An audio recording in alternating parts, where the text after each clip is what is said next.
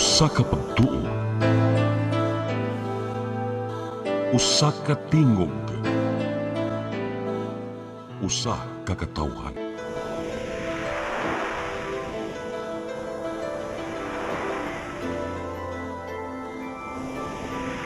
Cebu Catholic Television Network.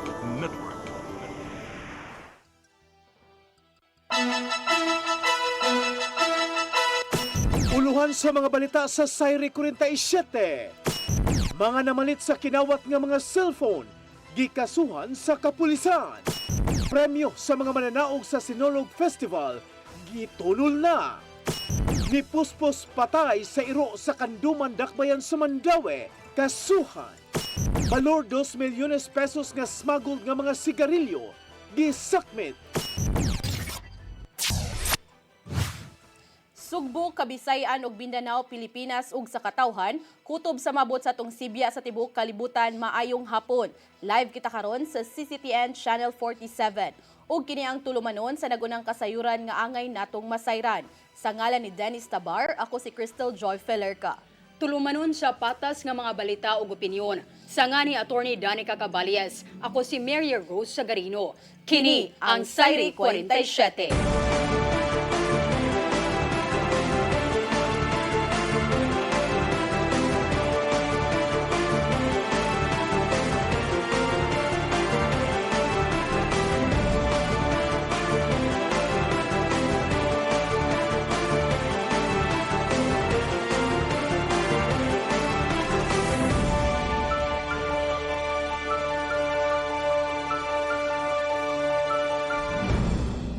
Ug karon sa kompletong detalye sa mga balita, moabot na lang sa 46 ang nabilin gikan sa 144 ka mga cellphone nga naembargo sa Cebu City Police Office human sa Sinulog Grand Parade.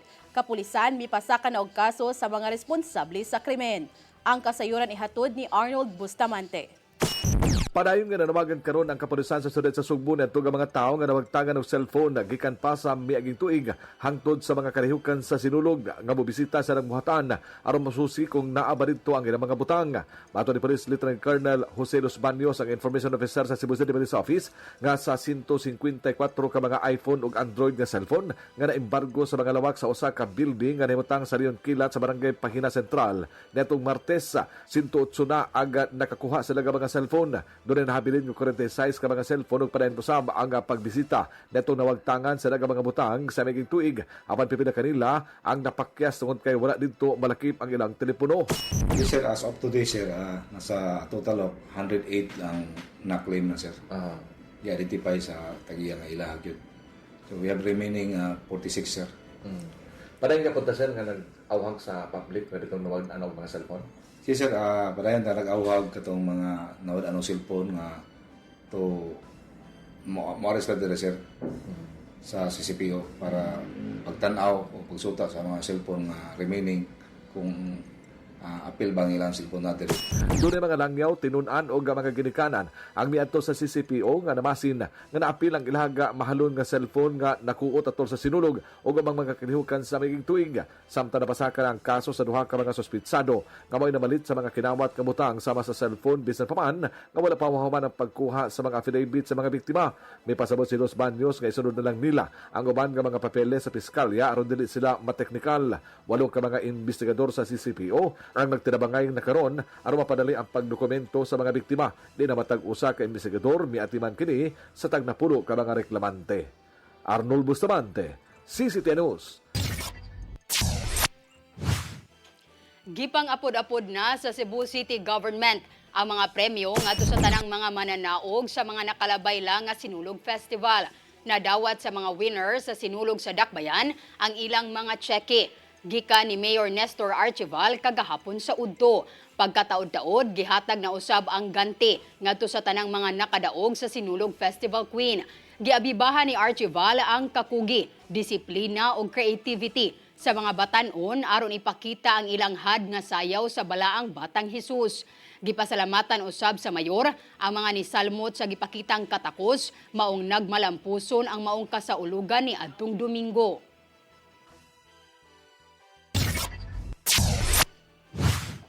Lapu-Lapu City Government kauban ang National Organizing Committee ug kapulisan nagpahigayon og walkthrough sa Mactan Shrine.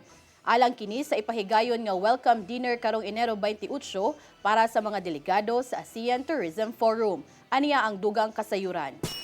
Nagpahigayon og walkthrough sa Mactan Shrine ang LGU Lapu-Lapu, kauban ang National Organizing Committee ug Lapu-Lapu City Police Office kaganihang buntag para sa ipahigayon nga welcome dinner sa mga delegado sa ASEAN Tourism Forum. Matod ni Gary Lau, ang tourism officer sa Lapu-Lapu City, nga ato sa welcome dinner karong Enero 28, adunay 11 ka mga ministers ang motambong. Maong ato sa walkthrough, gihisgutan nila ang mga designated parking, holding area o dining area aron masiguro ang kaluwasan sa lugar. So, for security matters and security purposes, we have to check and recheck everything. From the stage, from the where they will be dining, where they will be taking their holding area, tanan. Gilauman nga moabot sa 1,500 ka mga partisipante sa ASEAN Tourism Forum ang motambong sa welcome dinner. Samtang karong adlaw nagpadayon pagihapon ang gibuhat nga beautification sa LGU Lapu-Lapu sulod sa Mactan Shrine.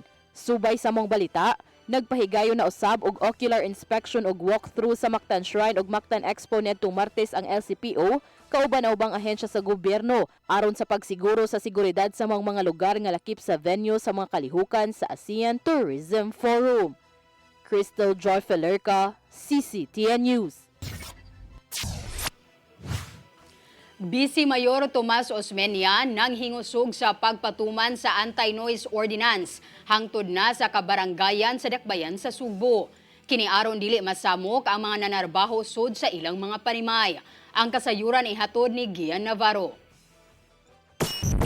Buot ni Cebu City Vice Mayor Tomas Osmeña nga pahingusgan pa ang pagpatuman sa anti-noise ordinance sa Dakbayan sa Sugbo karong nahuman na ang lingaw-lingaw tibok syudad. Subay kini sa mga reklamong nadawat niya bahin sa mga business process outsourcing kon BPO workers ug ubang mga trabahante nga mas nipiling manarbaho sulod sa balay apan nasamok na gumikan sa grabing kasaba sa palibot. Sumapa sa Vice Mayor nga nahasol ang maong mga nanarbaho gumikan sa kaalingugngog sa gawas sama na lang sa mga nagvideoke ug uban pa maong kinalan kining istriktohon isip kabahin sa iyang political will. I'm just doing this because I get so many texts and people are really complaining. They say that they cannot work. And I can almost see the tears in their eyes. Una pa maduso ang maong lakang nga to sa legislatura. Mupahigayon sila una og public hearing aron susihon ang pagpatuman sa himuong lagda. Gikan kini sa yangungo sa mga apektadong sektor hangtod na sa pagpahamtag og silot nga to sa mga establishmentong nagsaba-saba. Han-ayon usab ang mga exemptions nga ipatuman ilabi na panahon sa kapistahan. I expect everybody to scream. And we will just listen. But what for nakoy baruganan that we have to take a stand. We have to do something. Kung seryoso man ang Vice Mayor sa Mamulakang, buot niya manubag ang mga opisyal sa barangay nga wala nituman sa anti-noise ordinance. So each one of them will pay a fine for every violation in the barangay. Hinaut pa unta, after 2 or 3 violations, I think there will be no more noise in the city. Sa igayuman ay na ang mga lagda bahin sa mong ordinansa. Mulusad sila og hotline aron kasumbungan sa mga tagbalay. Gian Navarro, CCTN News. Syudad sa Mandaue nakigalayon sa usa ka pribadong hauler aron sa paglabay silang basura sa lungsod sa Konsolasyon. Kiniisip din nila ang solusyon sa problema sa basura samtang nangita pa og malungtaron nga kasulbaran sa problema sa basura. Ang kasayuran ihatod ni Mary Rose Sagarino. Giaprobahan sa Konseho sa Syudad sa Mandaue sa ilang special session kaganinang buntag ang paghatag og otoridad kang Mayor Tadeo Junki Uano sa pagpirma sa Memorandum of Agreement tali sa usa ka pribadong hauler alang sa temporaryong paghakot og paglabay sa basura ngadto sa barangay Garing sa lungsod sa Konsolasyon. Kinisubay na sa pagsuspenso sa operasyon sa Binaliw Landfill sa syudad sa Sugbo tungod sa nahitabong landslide. Mato ni Consel Joel Seno nga ang lakang gitumong aron masulbad gilayon ang problema sa basura sa syudad. We all know that we have an emergency situation in the aftermath of the trash slide in Binaliw. So the city, under the leadership of Mayor Chonky Uwano, has been looking for alternatives. Ato pag yung pangitaan og paagi nga kuan gyud di ta magka-problema, no? We might be the city might experience a kining environmental disaster if we don't do that. Sa kontrata, 3 ka buwan nga mokolekta sa basura ang hauler din moabot sa 60 milyones pesos ang bayad. Human sa insidente sa Binaliw Landfill, ang Mandawi ni Tino og transfer station sa Mandawi Green Learning Park sa Barangay Umapad. Isip temporaryong kalabayan sa basura aron magpadayon ang pagkolekta sa syudad. Padayon ang pagpangita sa Mandawi og mga alternatibong pamaagi og malungtaron nga solusyon sa problema sa basura. I-review pa, we are not the mayor is not stopping asa gyud mangita og kuan para long term solution. Kay di masagod ni nato pwede pasagdan gud sa kuan. No, this is emergency. Sa kasamtangan, hugot ang pagpatuman sa syudad sa waste segregation. Mary Rose Sagarino, CCTN News. Cebu City Vice Mayor Tomas Osmeña dili pabor nga mohimo og buwag nga investigasyon ang konseho kabahin sa pagkahugno sa Binaliw Landfill. Samtang gitrabaho na sa Kapitolyo ang pagbaton og waste to energy plant isip sulbad sa nagtipon og nga basura. Ang kasayuran ihatod ni Gian Navarro. Dili pabor si Vice Mayor Tomas Osmeña sa himong buwag nga investigasyon sa Cebu City Council bahin sa gidangatan sa Binaliw Landfill. Mato ni Osmeña nga mag-agad lang sila sa imong report gikan sa Department of Environment and Natural Resources, DENR, mahitungod sa nahugnong private landfill niadtong Enero 8. Ning simanaha giduso ni Consel June Alcover ang pagbaton og executive session uban ang tag-iya sa landfill nga prime waste. Sa tinguhang masukit-sukit ang maong panghitabo ug hayan matagan og hustisya ang kamatayon sa 36 ka mga tao apan alang sa Vice Mayor. Dili masulbad pinagira sa public hearing ang halos walay kahumanang problema sa basura. It's a technical problem. The movement, the garbage, the foundation, this and that, what kind of retention you should have. You cannot solve that with a public hearing. But para makuha sila sa periodiko, sama ni Alcover, pabida-bida sila. Okay. Nakita usab ni Osmeña nga mas mayo ang pagbaton og kaugalingong incinerator nga sama sa mga waste to energy plants inay nga molabay pa og mga basura ngadto sa kalungsuran. Pagulagway pa niya nga apektado ang paggahin og pondo sa ubang mga programa kung hatagan og pagtagad ang laing labayanan sa basura ngadto sa ubang lungsod. Why is it in Paris you can have incinerators in downtown Paris? Why is it in Taipei, you go outside the mall, there's an incinerator out there. But here in the Philippines, no, that is so bad. You're going to invest. You see, they close the Indian landfill. Samtang giduso ni Gobernador Pamela Maricuatro ang pagbaton og kaugalingong waste to energy plant ngadto sa kalungsuran. Padayon ang panagsabot ni Maricuatro ngadto sa mga potential project proponents alang sa gihimong lakang. Maungbuti Maricuatro nga mapadali ang paglusad sa mga proyekto. Ilabi na nga ilabay nga to sa pipila ka mga kalungsuran ang mga basura gikan sa syudad human sa gidangatan sa Binaliw Landfill. Kung mahinayon man ang WTE plant, sugdan kini sa pagpatukod karong tuiga og laomang magamit karong 2027. Yeah, so it's going to be a high-tech facility, and then according to them, only 5% residue ani. So, it's not the kind of WTE na katong in the previous year. So this is the latest. In fact, the latest facility they have is in Iloilo.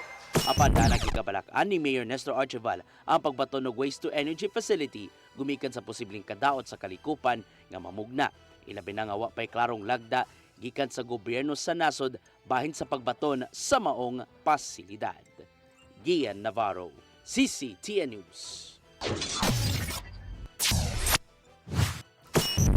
Mosunod, ni Pospos patay sa iro sa Kanduman, Mandawi, kasuhan kana og daghan pa mga balita sa pagbalik sa Sayre 47.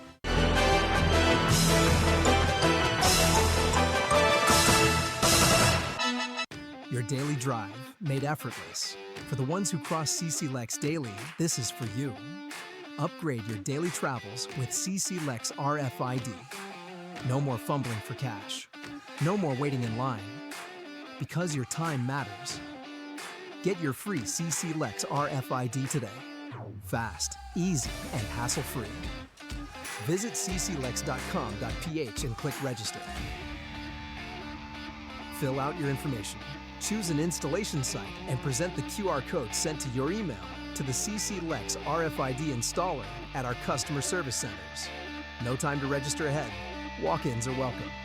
Drop by the customer service centers and we'll have your CC Lex RFID registered and installed on the spot. Fast service, zero stress. Enjoy seamless and faster travels. Thousands of daily travelers have already made the switch from cash to CC Lex RFID toll payments.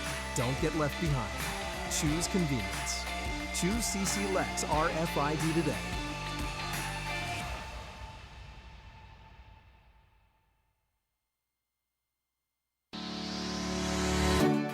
Looking for the best internet deals in Negros Oriental? Field Products Negros is here to bring you fast, reliable, and affordable internet with plans made just for you. For as low as 899 pesos per month, enjoy speeds of 50 Mbps, perfect for streaming, working, or studying from home. Need more speed? No problem. Get 100 Mbps for just 1,199 pesos. 150 Mbps for only 1,499 pesos, or our fastest plan, 400 Mbps for just 2,399 pesos per month. Plus, you can add over 100 cable TV channels to your internet plan for just an additional 100 pesos per month. That's entertainment and lightning fast internet all in one. Enjoy no installation fees and start today with a 1,000 peso customer deposit. Call us now or visit our website to sign up with the Field Products Negros. You get internet that's affordable, reliable, and local. Field Products Negros, bringing you closer, faster. Call us at 0917-631-5240 or visit our website www.fieldproductsnegros.net or our Facebook page, Field Products Dumaguete. Subscribe now.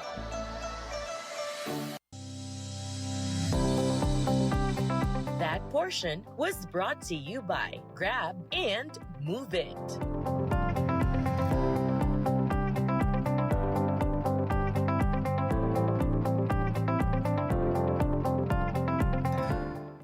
Your path to a new start. Nutrition. Exercise and elimination. Water. Sunlight. Temperance. Air. Rest and recreation. And most of all, Trust in God. Learn from our doctors. Be blessed by the testimonies of our overcomers. Ang inyong programa, Alam sa may sakit, walay sakit, ug dili ganahan magkasakit. Ozone Med Wellness Clinic New Start. Napapanood every Saturday 8 to 9 a.m. Og ang replay airing matag Miyerkules 1:00 hangtod 2:00 sa hapon. Dinhilang sa CCTN Channel 47. New Start, Ozone Med Health and Wellness Talk.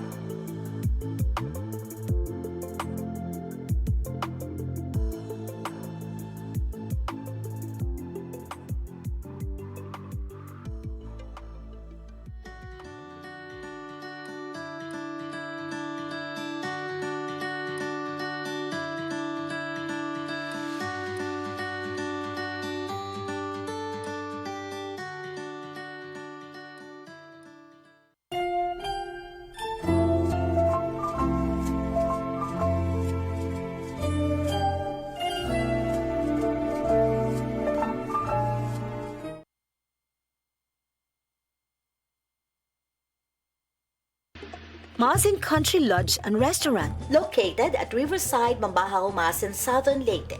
Contact number 053-570-8858. Definitely countrylicious.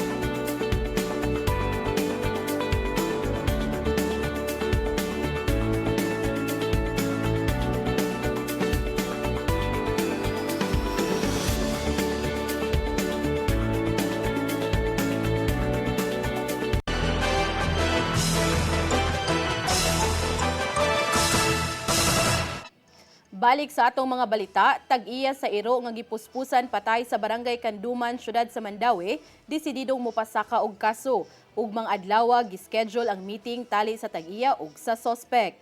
Ang kasayuran ihatod ni Mary Rose Sagarino.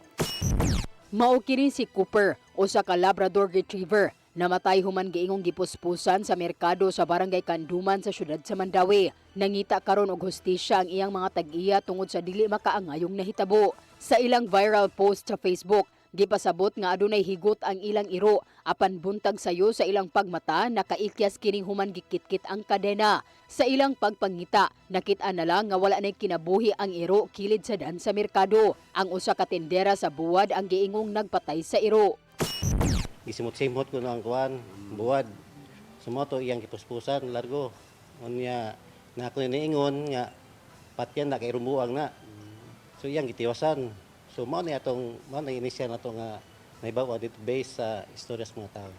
Mato ni Borbaho nga nag-abot na kagahapon ang tag-iya ug ang giingong nagpatay. Apan desididong mopasaka og kaso ang tag-iya.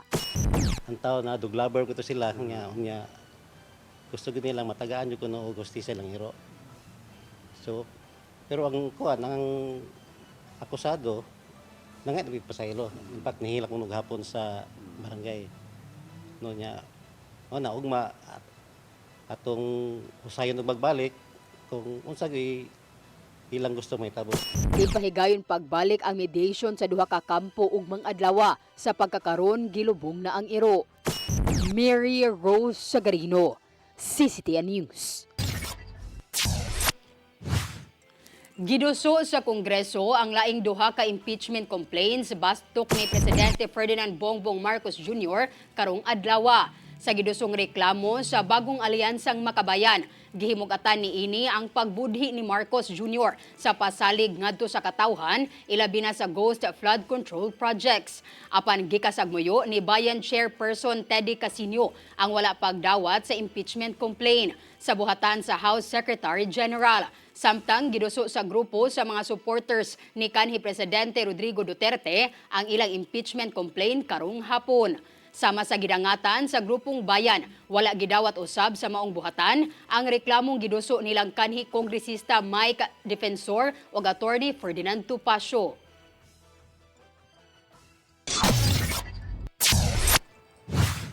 Gidala sa tambalanan si Presidente Ferdinand Bongbong Marcos Jr. kagabi gumikan sa bating kahimtang sa iyang panglawas. Matud ni Palace Press Officer Undersecretary Claire Castro nga gibantayan sa mga doktor ang panglawas ni Marcos Jr. sa St. Luke's Medical Center sa Quezon City. Hinuon na himong stable ang kondisyon sa presidente og daling nakagawas sa tambalanan.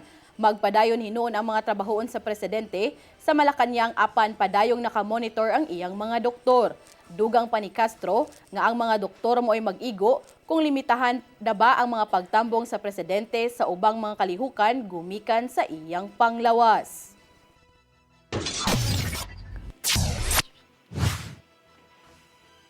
Pagpahimo sa optional retirement, gihimakak ni kanhi PNP Chief General Nicolas Torre III.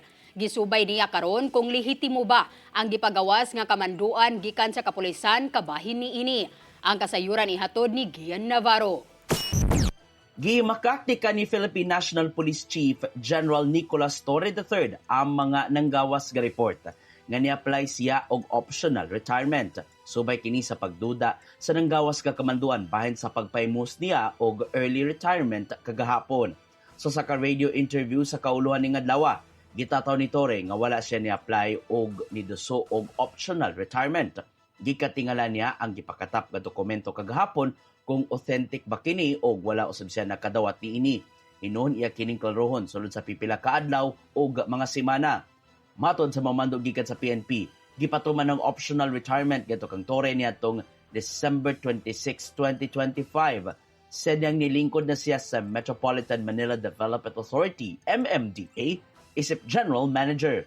Makadawat si Torre og longevity pay o retirement benefits base sa kasamtangan niyang ranggo. Pinasubay sa giaprobahang resolusyon gikan sa National Police Commission NAPOLCOM. Tungod sa mga retirement, lawmang itudlo si Police Lieutenant General Jose Melencio Nartates Jr.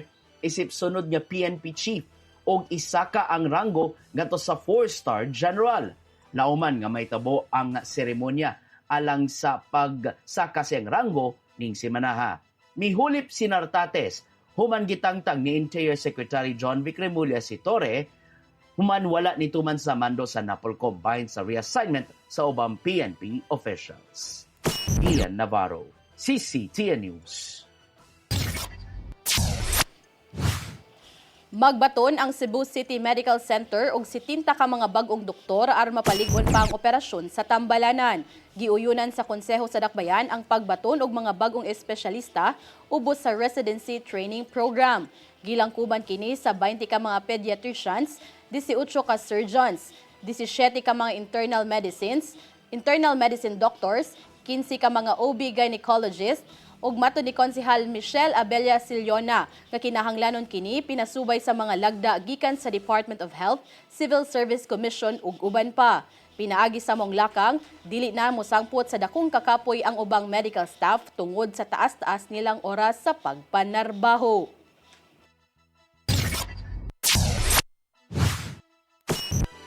Mosunod, balor 2 milyones pesos nga smuggled nga mga sigarilyo gisakmit kana og daghan pa mga balita sa pagbalik sa Sayre 47.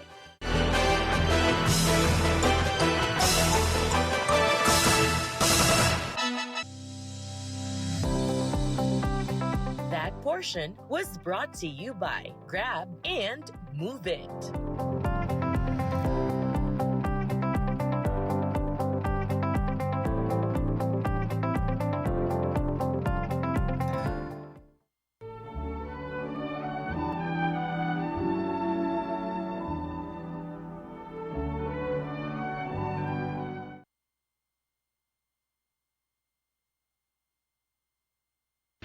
Masin Country Lodge and Restaurant, located at Riverside, Mambahaw, Masin, Southern Leyte. Contact number 053-570-8858. Definitely countrylicious.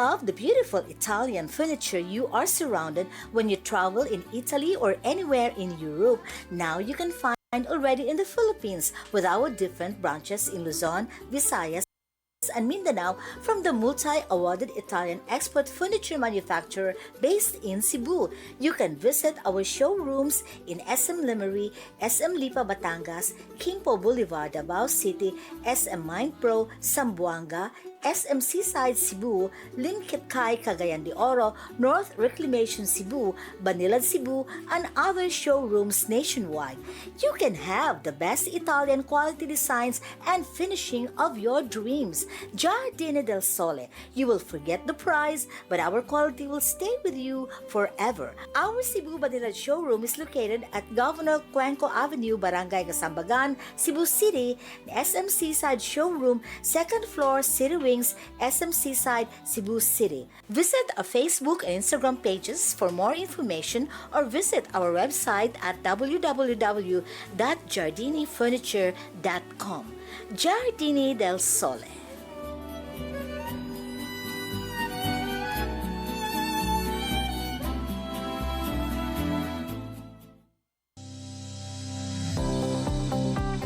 That portion was brought to you by Grab and Move It.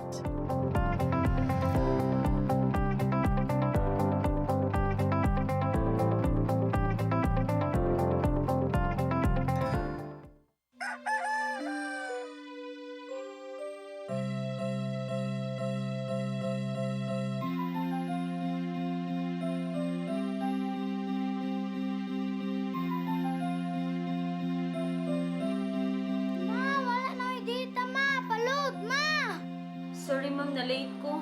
Nangita pa mong gusto para internet sa kong anak ma'am. Ay, wala na yung problema. Pag Sinisibu! Sinisibu, Sinisibu. For your internet connection. And for the signal of your cable TV. So fast and straight the transmission to your home. Sinisibu! Sinisibu, Sinisibu. Offers you to have fiber optics. For your viewing experience, perfect and clear so far. So great and affordable for you to enjoy. Sinisibu.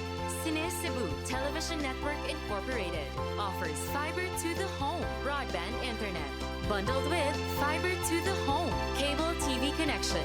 Sinisibu Television Network Incorporated with its operation in Metro Cebu and the whole province of Cebu soon. And affordable for you to enjoy. Sinisibu!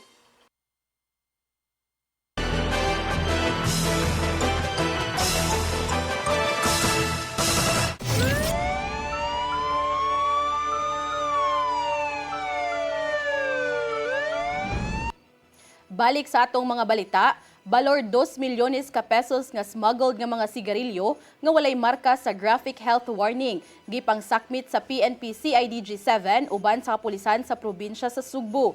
Atol kini sa gilusad nga entrapment operation sa lungsod sa Madre Dejos, Isla sa Bantayan. Ang kasayuran ihatod ni Arnold Bustamante.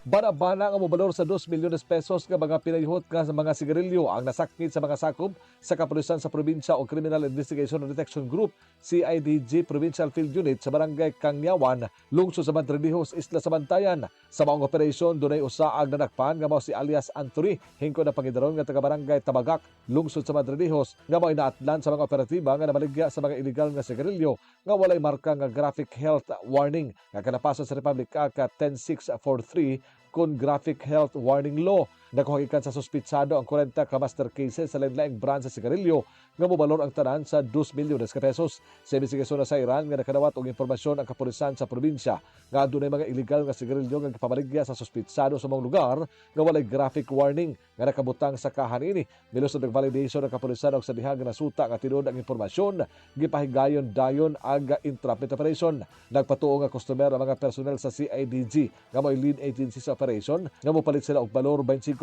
pesos nga sigarilyo ug sidang nahatag na ang mark money ug aga sigarilyo giipikturayon ang pagdakop sa suspitsado ubos sa Oplan Mega Shopper. Tungod sa mga kalambuan, si Police Colonel Abubakar Rangilid Jr., ang hepe sa kapulisan sa probinsya, bibutyaga ang pagsakmit sa mga illegal nga sigarilyo. Kamahin kini silang programa nga mao ang pagpanalipod sa panglawas sa publiko o pagsunod sa balaod sa nasod. Magpadayon ang ilahang pagukod sa mga pinayihot nga sigarilyo sa tibok lalawigan sa Sugbo nga wala mo bayad o gustong buhis sa gobyerno. Uban sa kagamanan sa probinsya, hugot ang interagency cooperation para masiguro nga walay makalusot nga kontrabando sa kanungsuran. Kasamtangan ng kustorya sa Madridejos Municipal Police Station ang suspitsado nga si alias Anthony o giandam na ang kasong kalapasan sa Republic Act 10643 nga ipasaka ngadto sa korte. Arnold Bustamante, CCTV News. Pipila ka mga classrooms ug school canteen sa Basak National High School gilungkab. Samtang lakip sa gilungkab ang Basak Elementary School, ang gibayad unta sa First Communion sa mga tinunan sa grade 4. Ang kasayuran ihatod ni Crystal Joy Filerca. Gilungkab ang pipila ka mga classrooms ug canteen sa Basak National High School sa Lapu-Lapu City ni adtong Enero 17. Matod sa principal nga si Ana Marie Cabalya, nga nahitabo kini pasado alas 6 ngadto sa alas 7 sa gabi ni adtong Sabado. Tungod kay ang mga tinunan nga nagduwa og volleyball ni anang higayuna, nakakita og duha ka mga bata nga nikatkat sa koral ug nisaka sa building. Pagka Domingo, usa ka maestra ang nakadiskubre nga gilungkab ang mga classrooms tungod kay nagkatag ng iyang mga gamit. Apan wara hinoy nakuha sa mga classrooms tungod kay wagi panghilabtan ang mga gibilin nga laptop. Apan ang school canteen nakuhaan og kapin 20,000 pesos. Kundiin kapin 10,000 niini nagikan sa alkansya sa canteen in charge nga si Leia Hermosissima, samtang nahabilin nga kantidad mao ang ilang halin. Local kansiya akong gitapad. Nga ang katong naay cash nga 6,000 sa hunos, ma'am. Tag piso o tag 3,000 nga piso, nya 3,000 tag 1,000 nga sinsiyo. Og 3,000 nga papel. Bali 9,000 tanan, ma'am. Sigon pa sa principal, nga kagahapong adlaw lang sila nakapablatter sa police station tungod kay ang ubang mga maestra kagahapon lang ni duty og balik og diha pa nasayran nga apil ang ilang classroom sa gilungkab. Aduna untay mga CCTV sulod sa eskwelahan, apan wa kini nagfunction tungod kay naguba ang wiring og monitor ato sa bagyong Tino. Duda sa principal nga ang duha ka mga bata nga nakit-an sa mga tinunan nga nagduwa og volleyball ni adtong Sabado sa gabii mo'y responsable sa nahitabong pagpanglungkab. Posible yun. Kay kanang ang katupod nga kawat nga nitabo diri sa luyo kaning mga tagbalay man ba. Mao man po ilang gidudahan nga ang mga bata regular po. Samtang lakip usab nga gilungkab ang Basak Elementary School nga sulod ra gihapon sa compound nga nahimutangan sa Basak National High School. Kung diin duha ka classrooms nga nahimutang sa second floor ang gilungkab. Apan ang usa ra ka classroom ang nakuhaan og 1,200 pesos nga nakolekta sa grade 4 advisor nga si Yolanda Yap nga bayad unta para sa First Communion sa iyang mga tinunan ug iya na unta kining ibayad karong adlaw. Natingala ko ang arrangement sa ko ang mga things. Kung asa ako ang kuan for month 7. Kay naman dito na ko gitago ang ako ang kuan sa nang kwarta gikan sa collection sa among communion gikan sa para sa ilahang kuan simbahan. Aduna untay CCTV ang Basak Elementary School apan wa makuhai ang pagsaka sa mga responsable. Sa pagkakutlo ning balita, wa pa makuhai og habig ang Lapu-Lapu City Police Office kabahin sa ilang investigasyon. Crystal Joy Filerca, CCTN News. Una pa kami manamilit atong i-greet og happy birthday ang halangdo natong news manager sa CCTN 47 na si Sir Dennis Tabar. Happy birthday gikan sa mga kaubanan dinhi sa CCTN News Department. Mao kadto ang naglangkob sa atong mga balita sa Sayri 47. Sa nga ni Dennis Tabar, ako si Crystal Joy Filerca. Sa ngalan usab ni Attorney Danica Cabalias, ako si Mary Rose Sagarino, hangtod ugma sa inyong paboritong tulumanon. Sayri 47.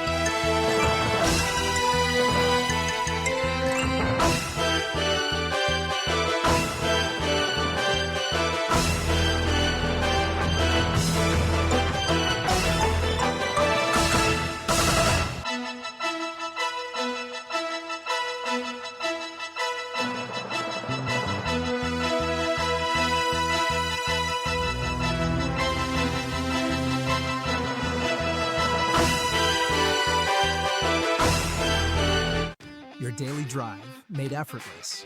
For the ones who cross CC Lex daily,